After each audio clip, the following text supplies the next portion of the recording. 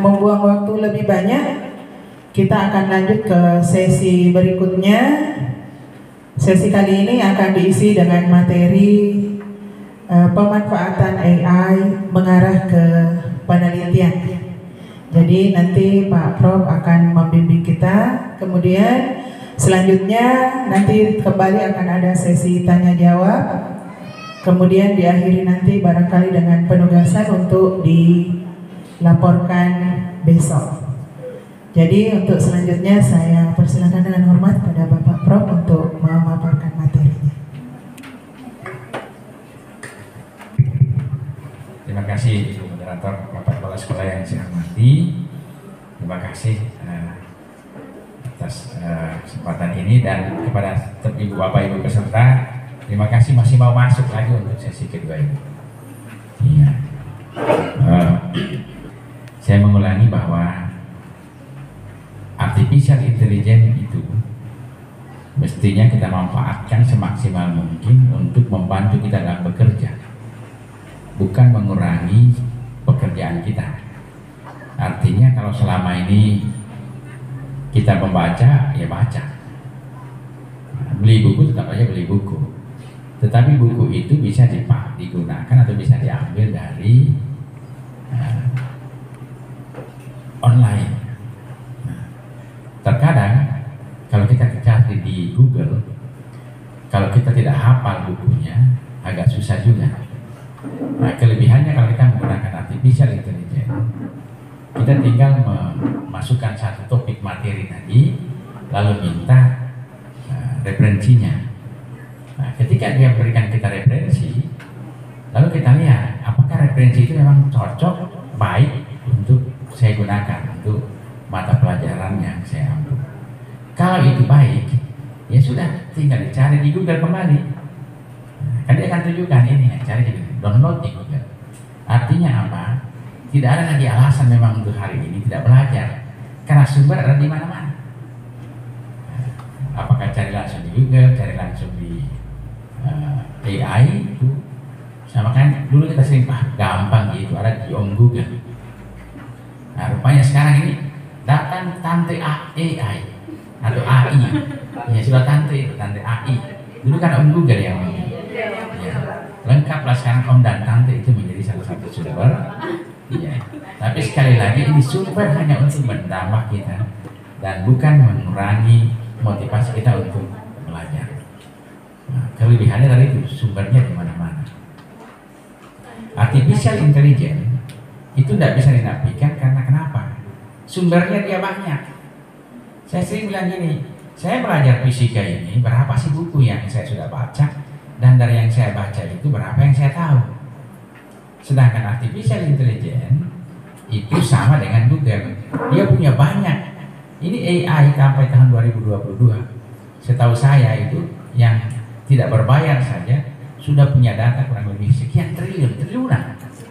Bayangkan triliunan dia punya data. Jadi kalau misalkan belajar fisika tentang gerak, dia punya buku tentang gerak banyak sekali pengetahuan tentang gerak.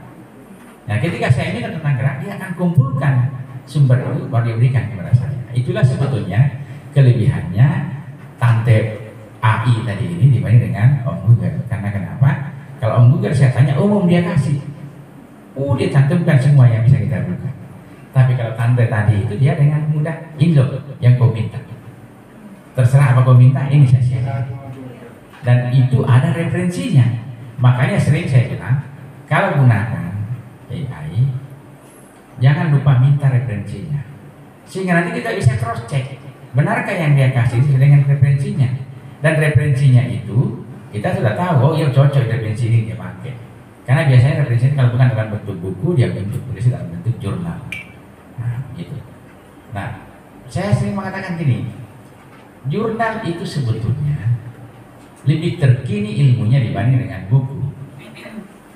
Nah, yang kedua, jurnal itu diperiksa orang ahli sebelum dimuat.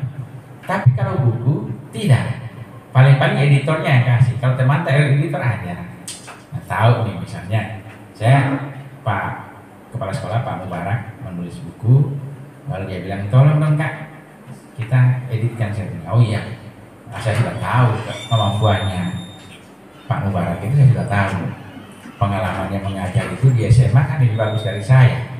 Tidak bijak kalau saya terlalu banyak mengoreksi. Makanya saya bilang, oh ya sudah, pokoknya secara prinsip keilmuannya sudah oke, saya tanda tangan saja.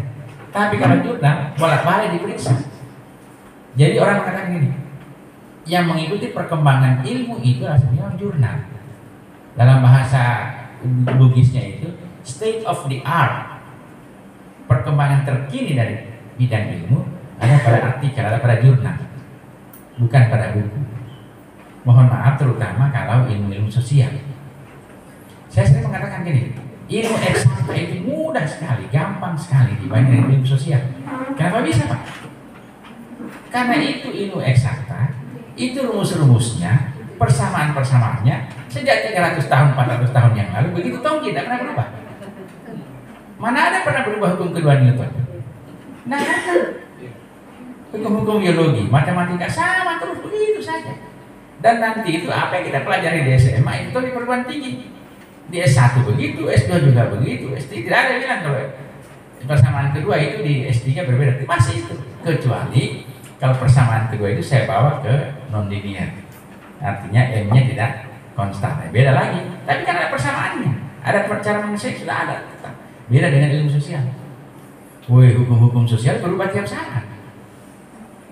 Iya, hukum ekonomi itu berubah tiap saat.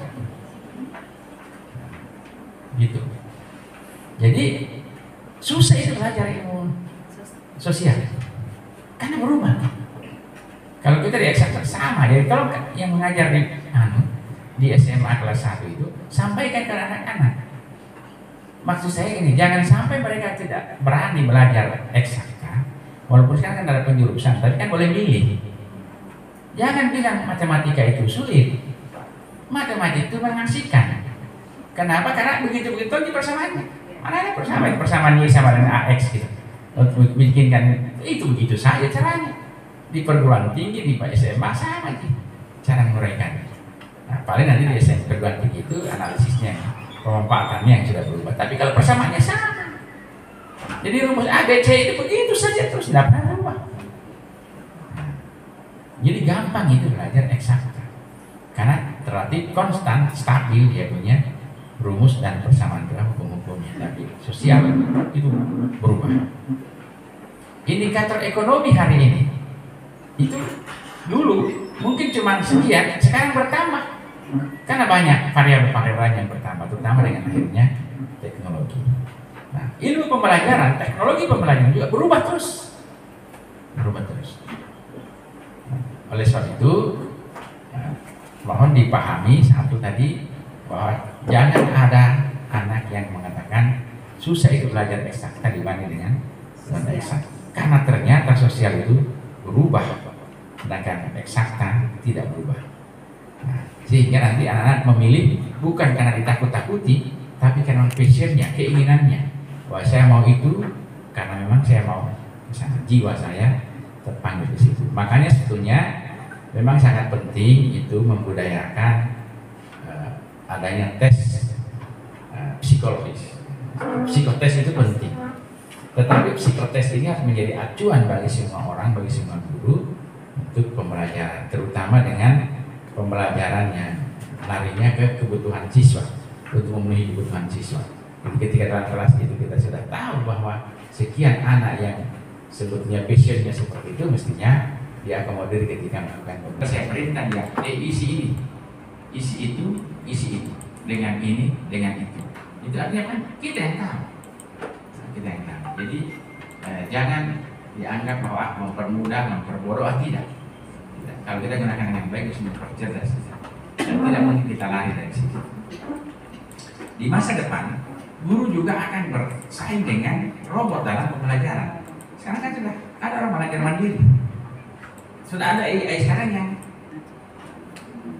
komunikasinya itu bukan tulisan, tapi dengan bahasa. Tolong jelaskan kepada saya persamaan gerak parabola. Dia jelaskan. Terus saya tanya, kenapa bisa begitu? Dia jawab. Itu kan fungsi guru. Fungsi guru. Ini kita yang memahami dan bermasak pada pendidikan itu bukan hanya sekedar mengetahui, tetapi ada nilai-nilai karakter di dalamnya. Maka lebih bagus manusia mengajarkan karakter, attitude, akhlak dibanding dengan mesin. Itu yakin bahwa karakter kemanusiaan itu susah sekali diambil alih oleh mesin. Nah, makanya sekarang, mohon maaf ini sedikit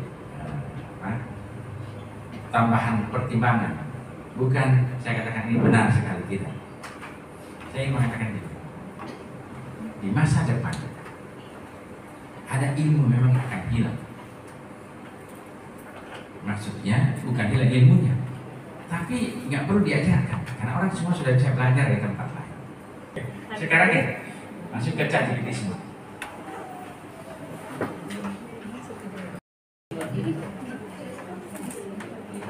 Oke, mohon tulis,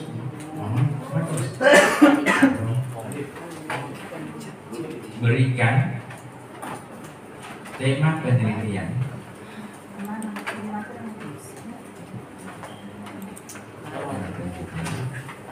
Itu tulis lagi di bawah. Berdasarkan tema penelitian di atas. Penelitian di atas.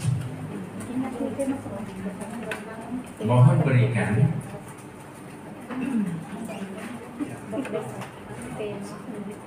tiga judul penelitian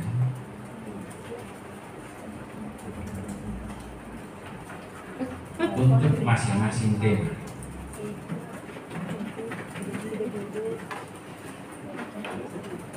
Sudah? Dan bagaimana bisa jalan?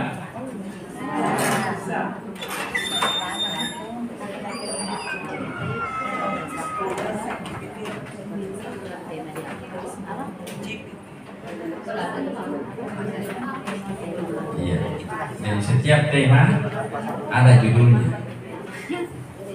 Itu sekali lagi Bapak Ibu boleh Ibu menentukan judul sendiri, tapi itu membantu memberikan gambaran judul apa kira-kira yang bagus berdasarkan tema.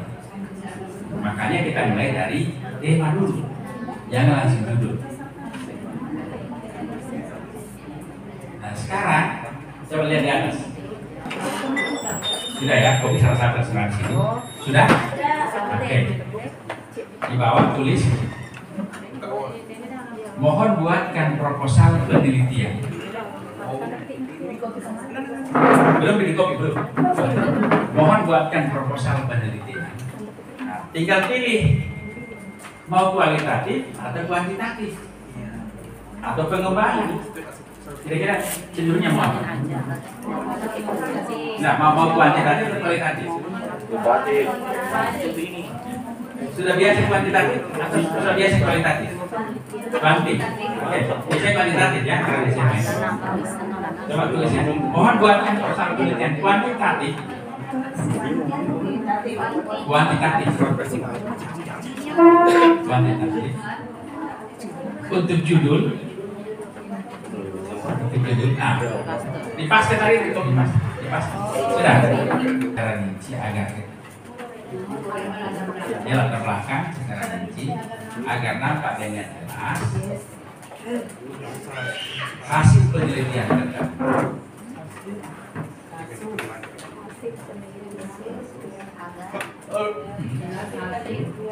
Hasil penelitian tersebut sudah koma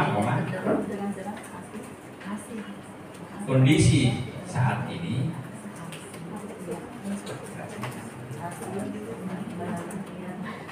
sehingga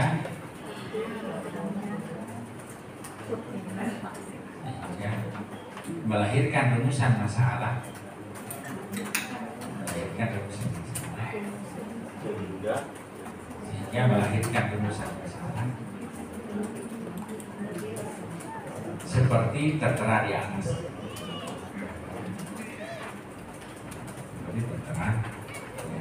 Tadi kan ada yang rumusan masalahnya. tapi pendahuluannya belum terlalu jelas kenapa itu ada. Nah, kita suruh dia jelaskan dulu kenapa bisa itu ada. Bagaimana tahun sebelumnya, kondisi hari ini kan kita sebenarnya dasai. Sebetulnya tadi kalau itu molekul lebih bagus supaya dapat desain dan sudah selesai. Tapi biar begitu. Oke, nah sekarang tugasnya coba bikin proposal penelitian sampai menurut Bapak dan Ibu itu sudah bagus. Nanti saya akan cek karena saya harus meeting online dulu kurang lebih 45 menit. Itu silahkan dikerjakan dulu, saya kembali nanti untuk baik, saya mengambil tadi pengaruh strategi pembelajaran berbasis masalah terhadap keterampilan berpikir kritis siswa dalam pembelajaran fisika. Sebenarnya saya ambil dari hasil pencarian tadi di ChatGPT.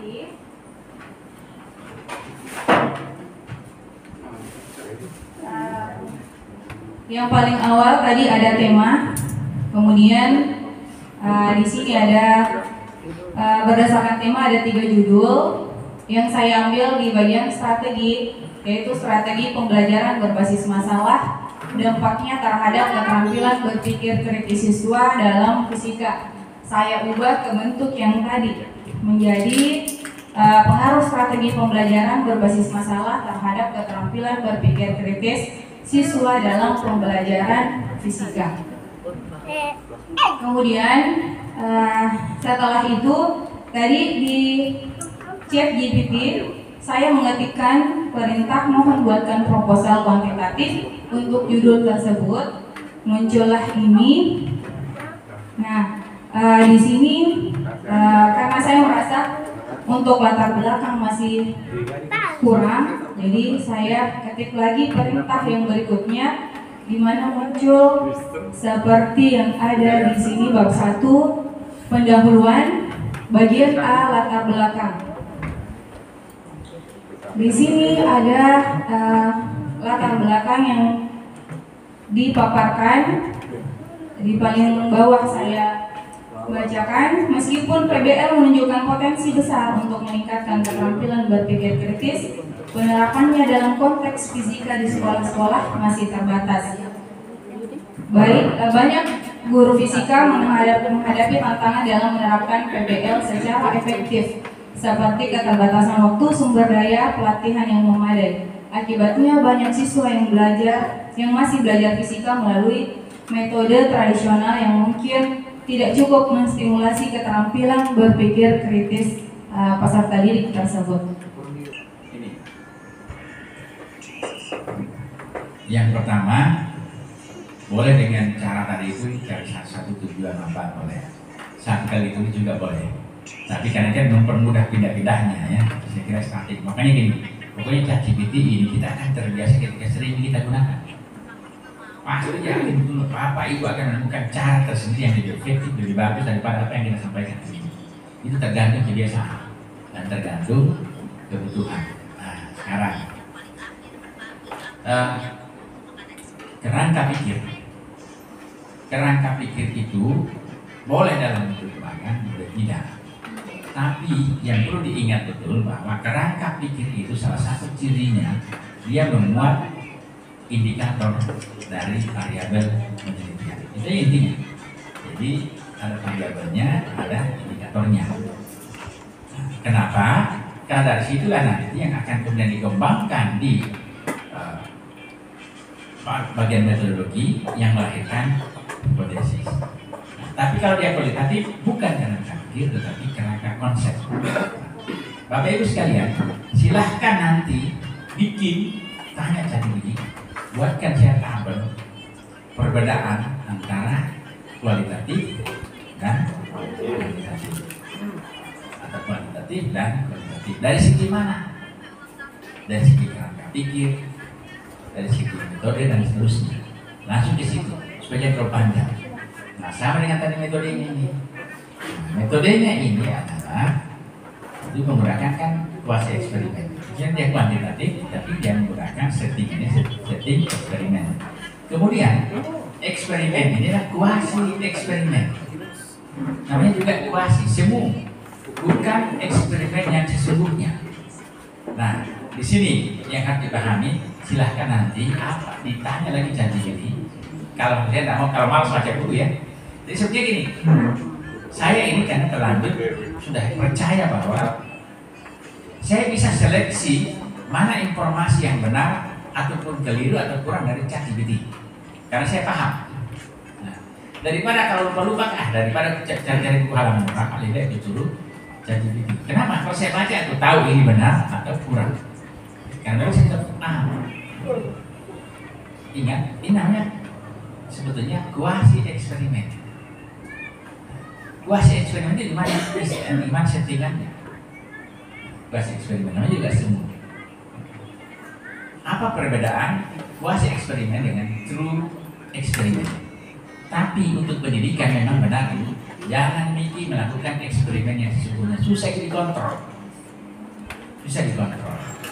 Ini kan makanya nanti coba lihat apakah kuasi juga menggunakan kelompok kontrol dan eksperimen.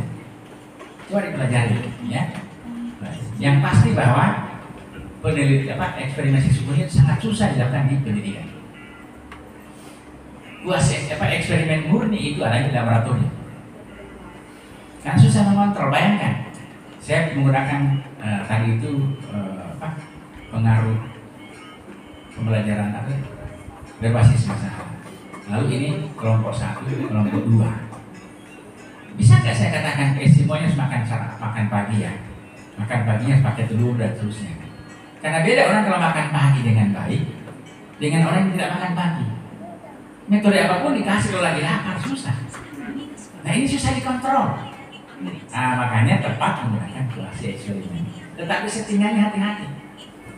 Nah, kemudian berikutnya lagi tadi masalah 30. Penentuan dulu sampelnya. Kuasi ini dalam menentukan sampel itu kan sebetulnya dia bisa dilakukan bukan dengan random sampling, tapi purposive sampling, langsung ditunjuk dengan alasan tertentu.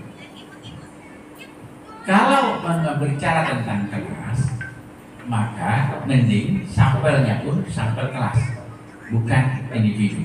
Menyebutkan 30 siswa itu pertanyaannya, ada nggak di kelas itu sampai 30? Ada 30? Kalau lebih? 5. Ya. Persoalannya kalau saya ngambil kelas kontrol, kelas eksperimen 35 di sini 32, dia kemana kan yang 2 dan 5? Makanya harusnya pakai sampel kelas supaya tidak ada masalah. Gitu, ya. Jadi kelas apa gitu? Terus lagi ke bawah definisi operasional karya, karena itu instrumen penelitian, instrumen tes keterampilan berpikir kritis, prosedur penelitian. Oke, bisa saya ulang lagi. Sebutkan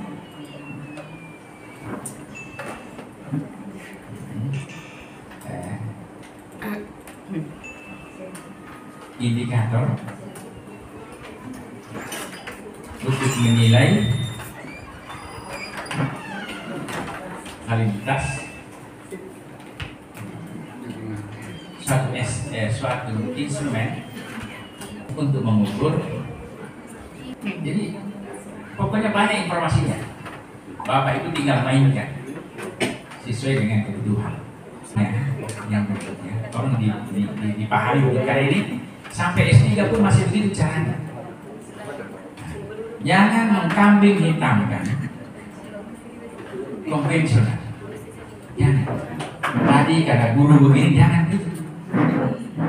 Pokoknya uraikan saja sedetail mungkin apa itu kelebihan dari pembelajaran berbasis masalah, sehingga kita yakin bahwa dia akan mampu meningkatkan kemampuan berpikir kritis. Kan seperti tadi gini Bu, kita bisa membuat satu tabel. Ini langkah-langkah pembelajaran berbasis masalah. Ini indikator kemampuan berpikir kritis. Saya kali nih anak papan tulis, saya akan berikan simulasinya. Nanti kelihatan bahwa apakah benar langkah-langkah ini mampu mendorong kemampuan berpikir kritis. Hati-hati di situ, harus dibahas betul bahwa langkah-langkah pembelajaran berbasis masalah itu mendorong kemampuan berpikir kritis. Kalau kurang tepat ganti, mungkin kemampuan berpikir kreatif atau inovatif dan seterusnya. Jadi harus terhubung betul langkah-langkah pembelajarannya dengan indikator dari apa yang ingin kita cari. Maka yang disetting pembelajarannya harus betul-betul bahwa melakukan ini, ketika saya lakukan ini, maka indikator pertama dari kemampuan berpikir kritis tergoyang. Kalau saya lakukan ini, keduanya, lakukan ini, kedua dan ketiga, lakukan ini, keempat. Jadi yakin betul bahwa kita melakukan pembelajaran dan menggoyang atau mendorong atau mengkasih bangun itu indikator kemampuan berpikir. Tidak bisa kita ukur, ada hubungannya kalau kita tidak melakukan sesuatu yang betul langkahnya itu mampu mendorong indikator kemampuan berpikir kritis. Nah, itu bisa nanti di masa depan kita memeriksa itu. Yang pasti bahwa begini, guru itu akan sama dengan dosen di masa depan, bahwa memang dia harus punya karya, tidak bisa hanya mengajar doang. Dia juga harus meneliti dan seterusnya, membuat karya ilmiah dan seterusnya. Nah sekarang ini kita lahir atau kita masih hidup alhamdulillah di era teknologi, gunakan teknologi untuk membantu, bukan sebagai subjek tetapi untuk membantu.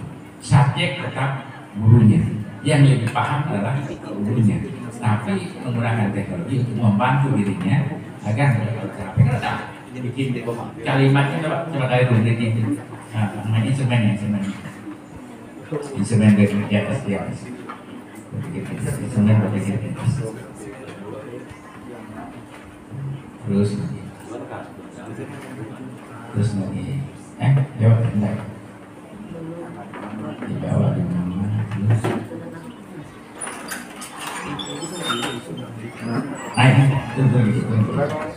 oke betul kayak perintahnya apa? Indikator bisa kok saya buat kalimat ini. Sudah tahu saya ini. Tapi daripada mikir mending seperti dia. Udah tahu kok saya. Saya dapat mengidentifikasi variabel penting dalam sebuah masalah fisika, itu masuk analisis. Saya mampu mengenali konsep-konsep dasar yang dapat menyelesaikan masalah. Saya dapat memisahkan masalah kompleks menjadi bagian-bagian yang saya mampu menghubungkan konsep-konsep yang terlibat dalam masalah. Kalau kalimat ini dianggap terlalu sulit untuk SMA, diubah sederhana. Tapi sudah ada. Saya sudah bilang kalau mengoreksi gampang, membuatnya susah. Kalau memperbaiki lebih sederhana, tahu kita. Kembali lagi. Saya dapat menjelaskan konsep-konsep intinya begini. Seperti ini. Ini dia agak keliru. Saya bisa mengubah data dari grafik, tabel, atau diagram menjadi deskripsi verbal. Pertanyaannya lebih. Dia bisa grafik, tapi dia tidak bisa tabel. Dia hanya bisa mengubah data grafik menjadi deskripsi tabel. Tapi kalau tabel dia tidak bisa. Kalau itu jawabannya apa? Susah jawabannya. Oleh sebab itu, kalau mau seperti ini, sebaiknya satu-satu saja. Saya bisa mengubah data grafik menjadi deskripsi tabel. Saya bisa mengubah data tabel dan seterusnya satu-satu. Kan tadi itu 3 disuruhkan, 2 bisa, 1 tidak. Apa jawabannya? Kan susah. Jadi lebih baik satu-satu. Jangan gunakan dan apalagi serta. Satu saja. Coba lagi ke atas.